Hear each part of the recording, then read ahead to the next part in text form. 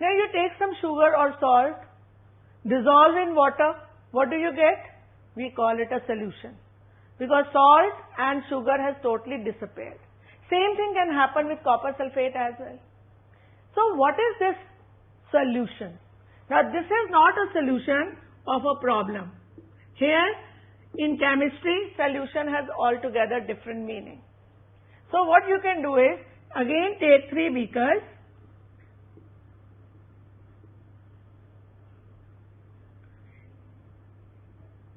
put water in them.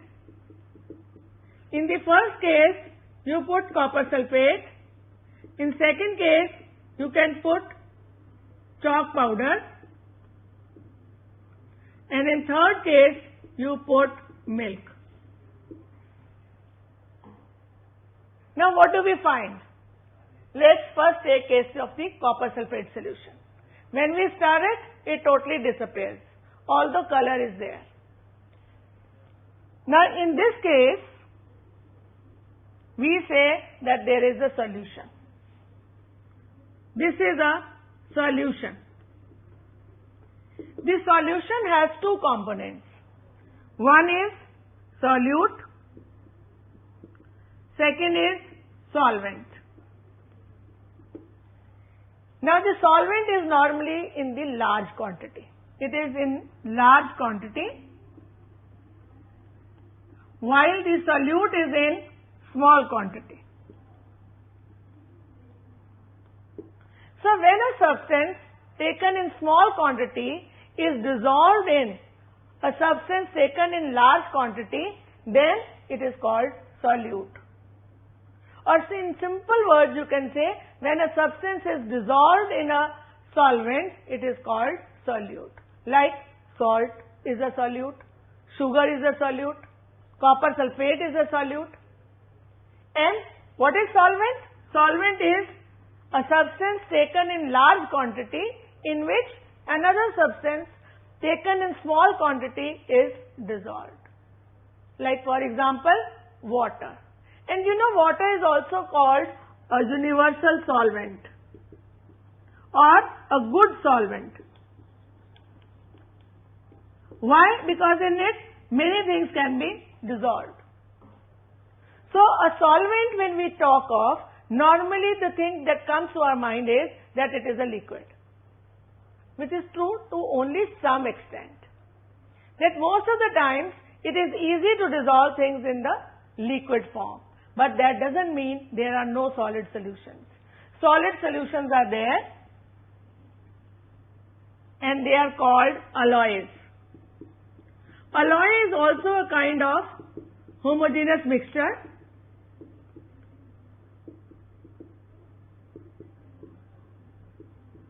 In this, 2 or more metals and non-metals are mixed together uniformly.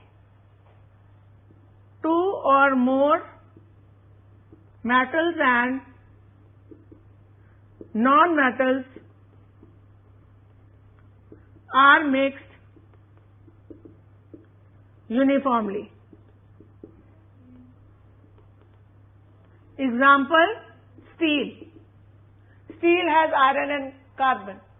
Brass has zinc and copper. So here only 2 solids are being mixed. So it is a solid solution.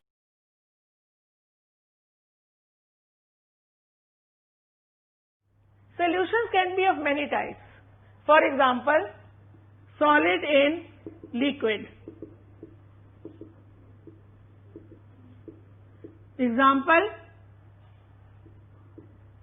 salt plus water. Or it can be solid plus solid, alloy. Now what happens when solid gets mixed up in a gas? Example is smoke. Unburnt carbon particles and sand and some other solid particles are mixed in gas. Then sometimes it can be gas in gas. like air. Then it can also be liquid in gas, as in the case of cloud, mist, fog. The basic idea is that solution is not only liquid and solid. The solution, there can also be two liquids. Then there is another gas plus liquid. Gas in a liquid, like aerated drinks.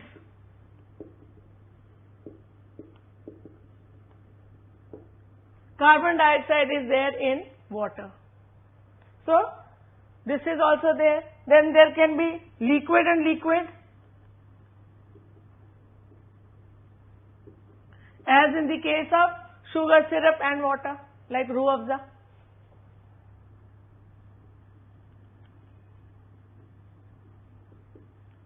So these are some of the examples of a solution. Now what are the characteristics of a solution? First thing is that why we are not able to see the solute particles? The reason is that they break up into such tiny particles that we cannot even see them with naked eye. That is, they are only 1 nm. Very small particles.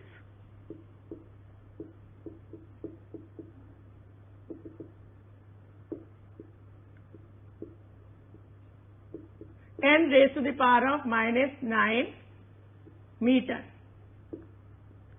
Now because they are so small, even if we put a beam of light on them, it cannot scatter light.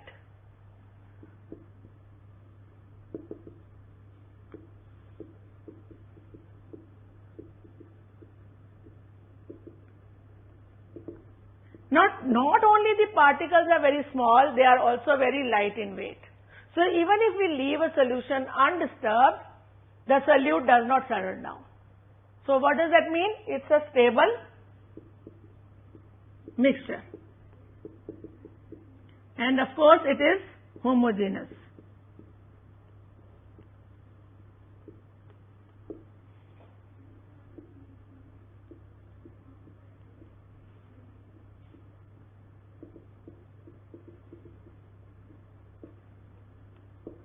So another feature of a solution is that it cannot be filtered. So when you dissolve sugar, salt or copper sulfate, as in the first beaker you did, you saw all these things. You could not see particles. Then they could not scatter light. If you threw a beam of light through your torch, nothing will happen. Then even if you let it stay there, nothing settled down. Sugar did not settle down. And it was homogeneous, uniformly distributed. You can taste water from any side, top or bottom or middle, it will equally taste sweet. So that means it has been uniformly distributed.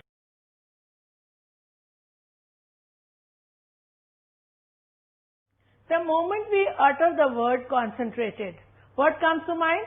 Concentrated acid, which we feel is very dangerous. Or even sharbat, because it is almost nothing but sugar in syrup form.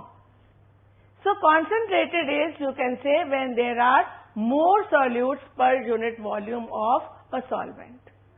And when we add water to it or a solvent, then obviously the amount of solute per unit volume of solvent is reduced, because now there is more water. For example, if you dissolve 10 gram of sugar in 100 milliliters of water, and in second case, you dissolve 100 grams in 100 milliliters.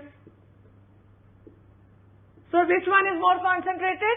Obviously, the second one, because there is more sugar in same amount of solvent. When we add more water, then what is it called? Dilute. The main point about dilute and concentrated solution is that they are not in absolute terms. They are only relative. What does that mean?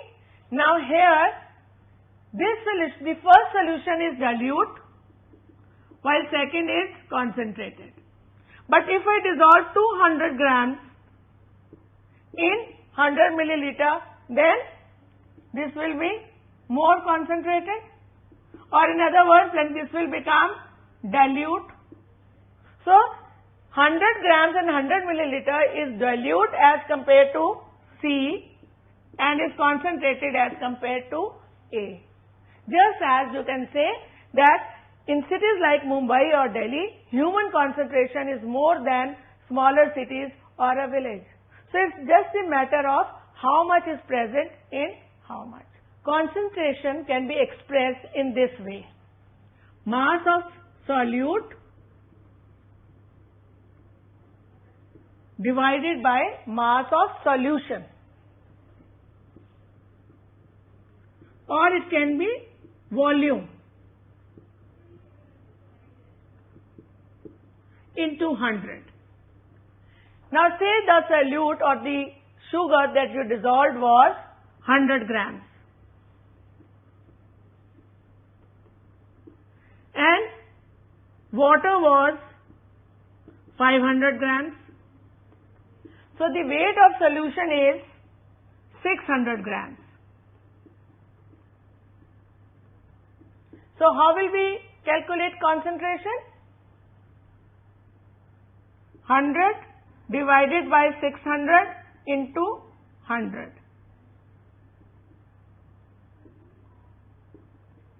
16.6%.